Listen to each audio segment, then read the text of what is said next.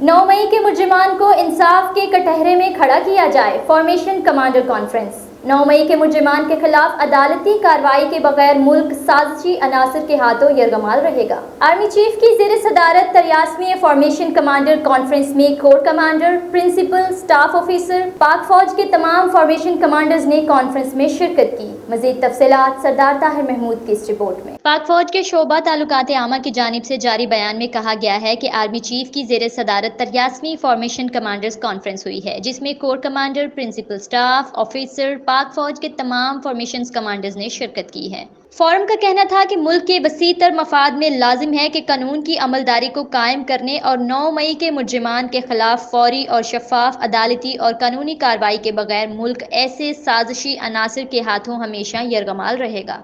Forum के शुरका ने कहा कि पाकिस्तानी कौम झूठ और प्रोपोगंडा करने वालों के मकरू अज़ाइम से पूरी तरह बाखबर है और इन नापाक कुव्वतों के इरादों को मुकम्मल तौर पर और यकीनी शिकस्त देगी। इंशाअल्लाह ISPR के मुताबिक फोरम ने शोहदा के एहसाले सवाब के लिए फातिहा ख्वानी की और मुल्क की हिफाजत, सलामती और खुद मुख्तारी के लिए मसल्ह अफवाज के अफसर और नौजवानों, कानून नाफिज करने वाले इदारों और पाकिस्तानी शहरियों समेत शोहदा की अजीम कुर्बानियों को जबरदस्त खराज अकीदत पेश किया। फोरम ने पायदार इक्तिसादी तरक्की और गैर कानूनी सरगर्मियों बशमूल स्मगलिंग, जरखेज़ानदोज़ी, बिजली चोरी को रोकने के लिए वन डॉक्यूमेंट रिजम, गैर कानूनी गैर मुल्की तारिकीन की बाइज्जत वतन वापसी समेत कौमी डेटा बेस की हिफाजत के लिए मुख्तलिफ शोबों में हुकूमत के इक़दामात की मुकम्मल हमायत करने का अज़्म किया। आर्मी चीफ ने मुख्तलिफ मशकों के दौरान फॉर्मेशन की आला और मेयारी तरबियत और इंसदाद दहशतगर्दी की कार्रवाइयों में अफसरान और नौजवानों की शानदार कारकर्दगी को सराहा। आर्मी चीफ ने फॉर्मेशन के बुलंद हौसले और हमवक्त ऑपरेशनल तैयारियों को भी सराहा।